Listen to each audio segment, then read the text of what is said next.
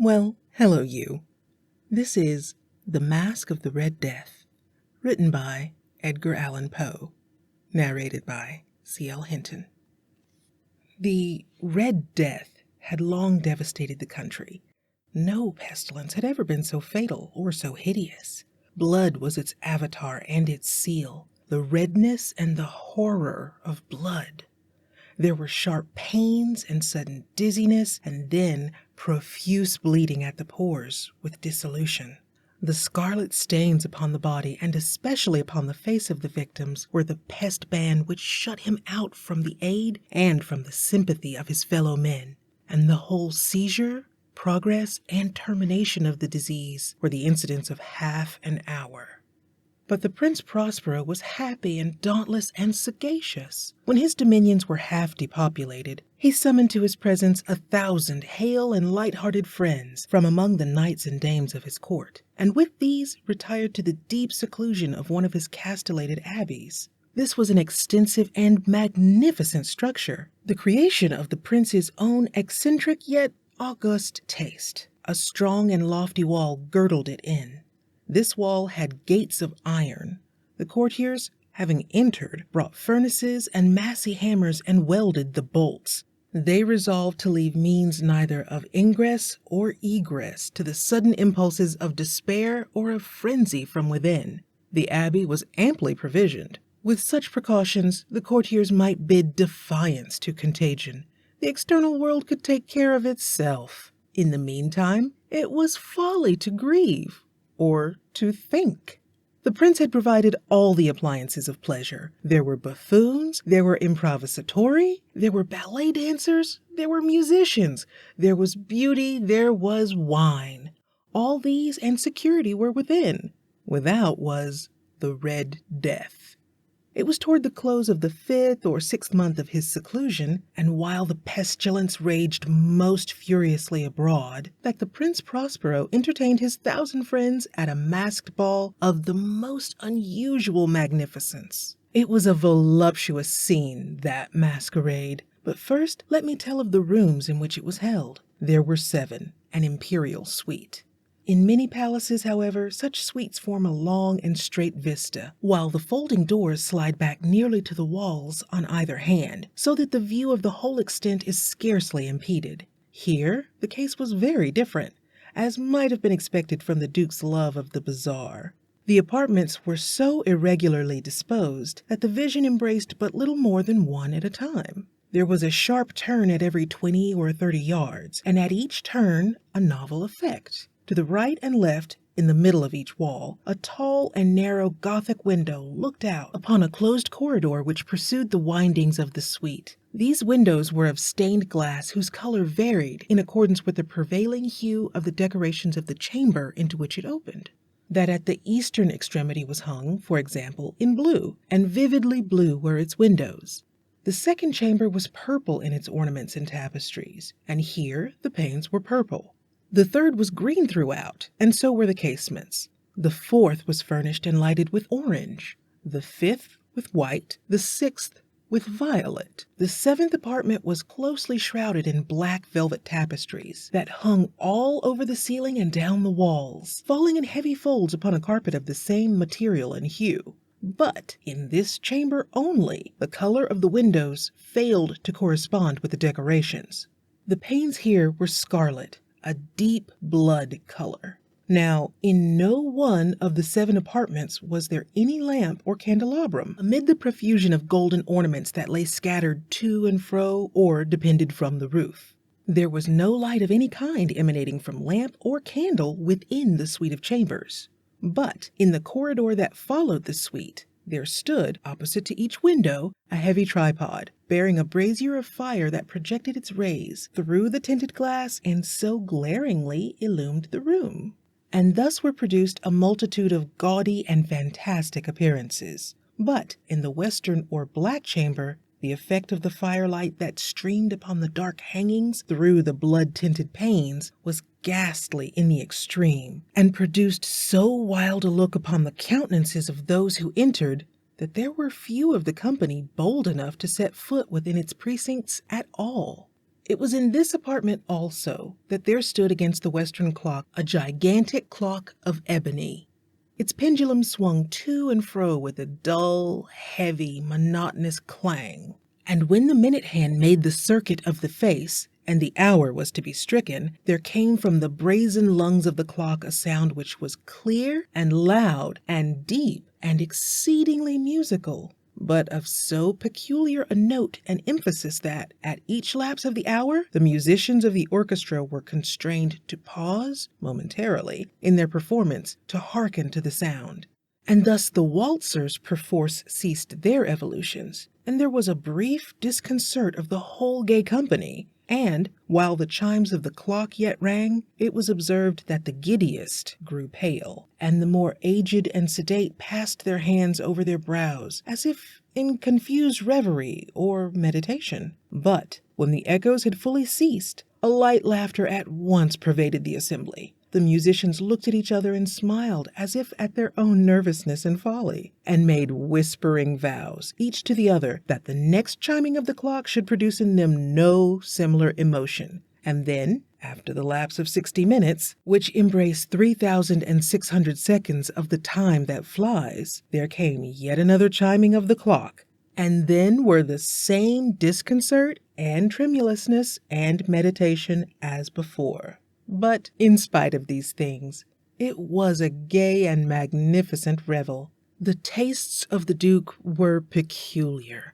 He had a fine eye for colors and effects. He disregarded the decora of mere fashion. His plans were bold and fiery, and his conceptions glowed with barbaric luster. There are some who would have thought him mad. His followers felt that he was not. It was necessary to hear and see and touch him to be sure that he was not. He had directed in great part the movable embellishments of the 7 chambers upon occasion of this great fete, and it was his own guiding taste which had given character to the masqueraders.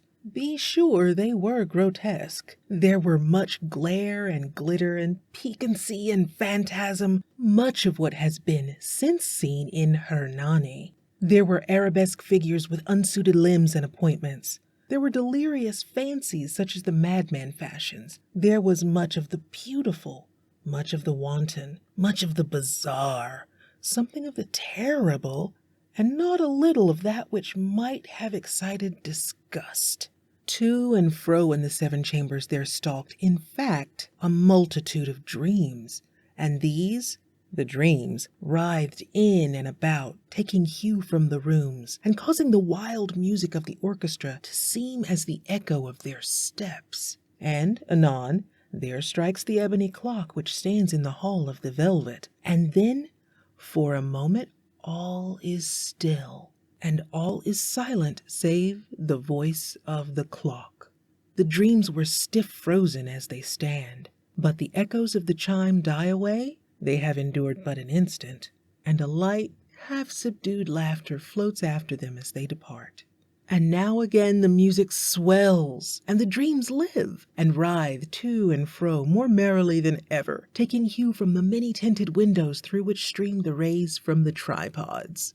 But to the chamber which lies most westwardly of the 7, there are now none of the maskers who venture, for the night is waning away, and there flows a ruddier light through the blood-colored panes, and the blackness of the sable drapery appalls. And to him whose foot falls upon the sable carpet, there comes from the near clock of ebony a muffled peal, more solemnly emphatic than any which reaches their ears who indulge in the more remote gaieties of the other apartments. But these other apartments were densely crowded, and in them beat feverishly the heart of life, and the revel went whirringly on, until, at length, there commenced the sounding of midnight upon the clock, and then the music ceased, as I have told, and the evolutions of the waltzers were quieted, and there was an uneasy cessation of all things, as before. But now there were 12 strokes to be sounded by the bell of the clock, and thus it happened, perhaps, that more of thought crept, with more of time, into the meditations of the thoughtful among those who revelled.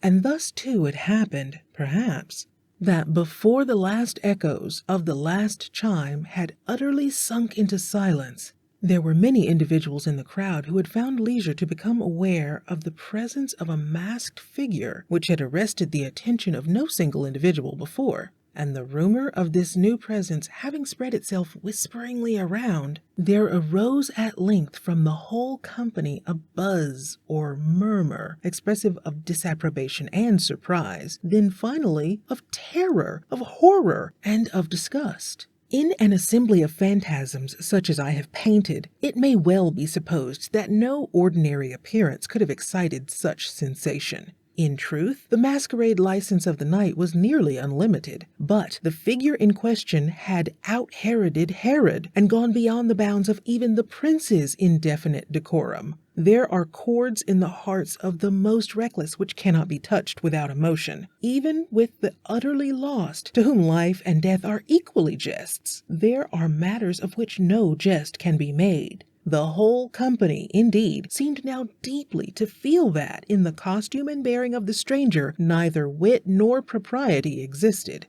The figure was tall and gaunt, and shrouded from head to foot in the habiliments of the grave. The mask which concealed the visage was made so nearly to resemble the countenance of a stiffened corpse that the closest scrutiny must have had difficulty in detecting the cheat. And yet all this might have been endured, if not approved, by the mad revelers around. But the mummer had gone so far as to assume the type of the Red Death. His vesture was dabbled in blood, and his broad brow, with all the features of the face, was besprinkled with the scarlet horror.